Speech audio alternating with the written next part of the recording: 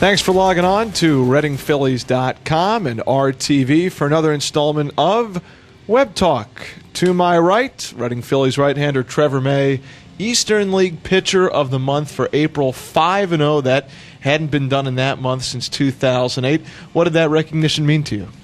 It's a pretty cool thing. I'm fortunate enough to get enough run support to come out with 5 wins in a season, or not a season, a month.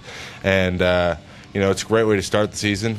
April's a good month to have a month like that, and I feel like I got off on the right foot in the Eastern League and in Double-A, and I'm definitely happy with it.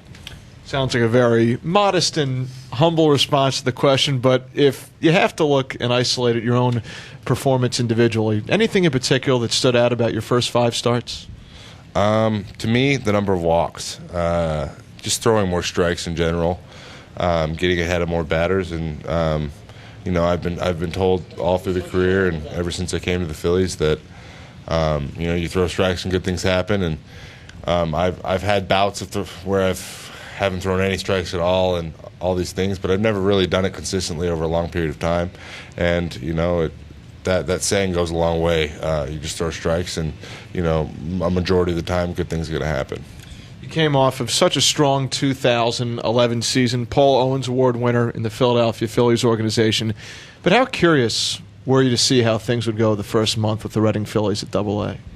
Well, at first, receiving the award, and I kind of knew that Reading was the next stop for not only me, but a couple other guys I played with who had also had very, very good seasons. You could have made very good arguments for them to win the award too.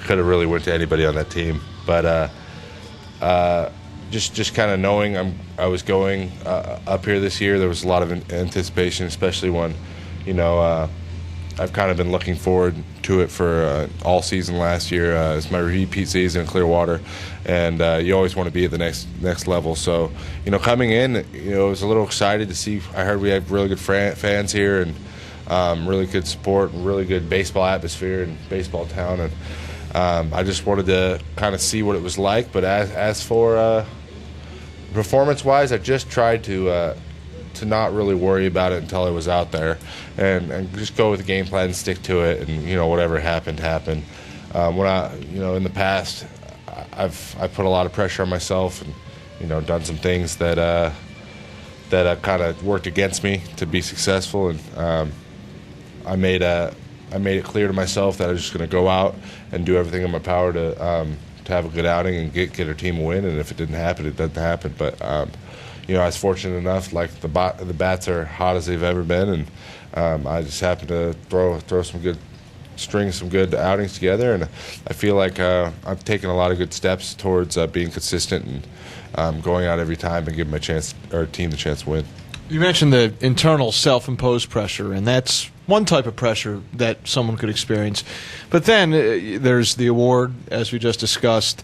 There's that publication, Baseball America, which put you at the top of the Phillies chain. How much do you pay attention to that stuff, and where does it filter in your mind? Beyond being kind of a confidence booster, I try to keep it at that, and beyond that, it's just a cool thing that your friends can say, hey, check us out, or your parents can be like, yeah, I'm proud, and show their friends, or whatever they do. I don't even know, but beyond that, kind of use it as a this is how other people see me, and and you should know or tell yourself that those things are true about yourself. It's just a inward confidence thing, and and you gotta, in order to pitch, you have to have a competitive swagger about you.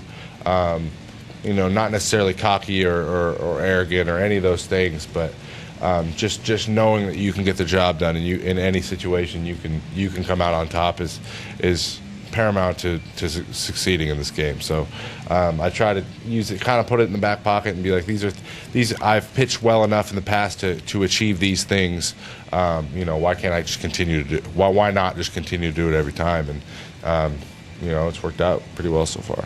One of the biggest numbers from your past might have been from the previous season, 208 strikeouts, which is the largest such figure for any Phillies minor league pitcher since they started keeping track of the stats back in the early 1980s. What do you want maybe not even necessarily the outside, but opposing hitters that you face to know about you as a pitcher? Is the strikeouts the main thing? What do you want the opposition to get a sense of? I'd like the opposition, I guess, opposition to know that I'm confident in throwing any of my pitches at any time, and I want the scouting report, we'll call it that, on me, just to know that he's got some real good off-speed pitching in addition to a solid fastball, and you have to be able to hit all of his pitches, or he's going to get you out. And if I had to pick one thing, it'd just be I would like them to be aware of all the pitches, and I feel like that gives the pitcher an advantage. So from one end of the country in Washington, Kelso High School, to now here about 55 miles west of Philadelphia, pitching for the Reading Phillies. What happened in between to get you to this point?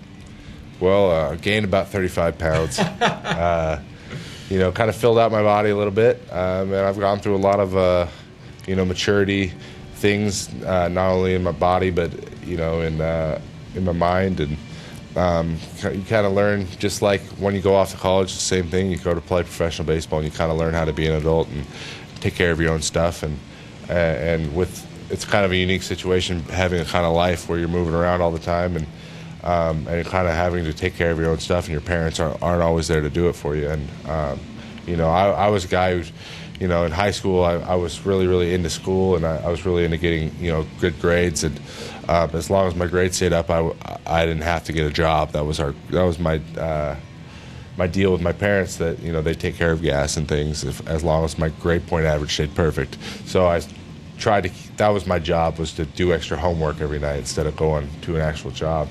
And then I was drafted, so I never actually held a 9-to-5 or a part-time job or any of those things. And it was not only one, getting a paycheck was weird, and then learning how to use it was another thing. So ever since I was drafted, I've come a long way, and just kind of being able to take care of myself and make sure that I'm ready to play, and I'm ready to I'm ready to go every day, and there's no one, no one's going to be behind you, urging you on. You got to kind of keep yourself up, and that's a big thing that a lot of young guys have to learn when they first are drafted or first come in. Even college guys, it's a completely different world, and it's something I feel like I've adapted to, but I'm still learning every day. Especially, we got some veteran guys on this team that I've been around. It's my 5th year, but they've been around 10, 12 years, and you kind of learn how the game should be played and things from them, and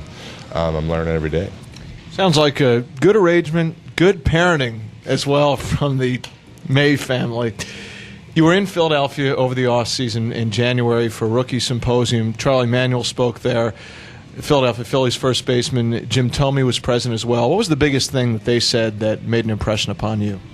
Well, I've had Charlie talk. I've seen him talk 4 or 5 good times, and just like I said, just like I said about the older guys, kind of telling you how the game works. He likes to give. He likes to make it very known that no matter what level you're at, you should always know that that you're this close, and you should always feel like you're so close that you should be there any time. And if you keep your eye on that prize the entire time, you will get there if you have the talent, that is. And he said, if you just keep playing until you think you can't play anymore, and at that point, you make your own decisions. But he goes, he just is talking about how you just need every single day have your eye on what you're trying to do, and having a focus, and Charlie's a huge hitting guy, so he used hitting metaphors, and other guys, best hitters, and what they did, and he loves hitting, and he loves the game of baseball, and he says that's why he's been so successful, and that's why he might not have been the most talented guy when he played, but he loved to hit, and he was constantly getting extra hitting in, and he was a good hitter at the end, and that's what makes him such a good manager, because he loves managing, he loves the game. So just talked about how to get through the season, you and like I talked about before, kind of getting yourself up every day. It should be easy, and if you love the game enough, then this is the life you want to live. And I mean that it was just a lot of life lessons that he was teaching, and kind of hits home, especially when you're in a booth where you can look out and you can see Citizens Bank and stuff, and you're like, I'm here right now. I'm not playing yet, but I want to be here. And it's kind of an inspirational thing. And Jim just reiterated everything he said. Jim's a guy, he's playing for a really long time, and he just loves to play. And he'll hop in any situation or play any position they need him to play on any team. And as seen by the Phillies, he's a guy who comes in and they need a big hit, he'll come in and hit. And he's more than happy to fill that role even after getting the 600th home run last year. So just kind of grounds you and kind of makes you feel like I can do it too. And it's an exciting thing, and it gets you excited for the season. I liked it. A lot to be excited about in terms of the first month of the season for Reading Phillies right-hander Trevor May. Congrats on the award and continued success throughout the year. Thank you. Stay tuned to more Web Talk all season long right here on RTV on ReadingPhillies.com.